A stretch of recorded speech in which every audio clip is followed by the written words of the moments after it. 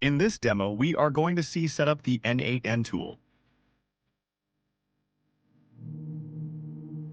Please follow my steps to create an account in n8n.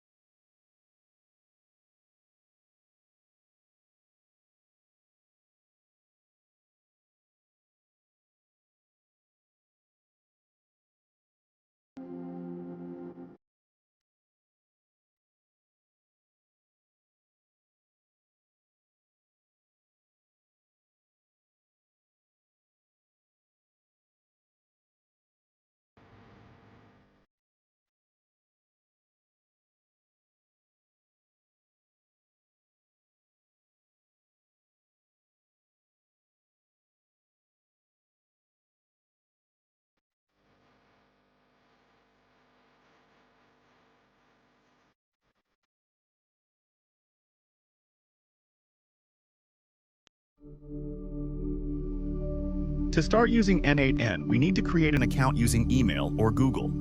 I have already created my account and logged in. Now, let's build our first automation workflow. I will create a new workflow. This is where we design our automation process. Every automation starts with a trigger. A trigger is the event that starts the workflow. Here, we are using a manual trigger for demonstration. After the trigger, we process the data. This node allows us to create or modify data inside the workflow. Here, I am creating a simple message.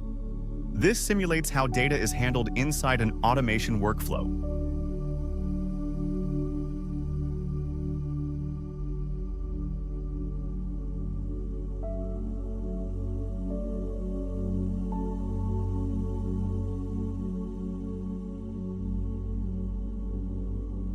Now the workflow is ready.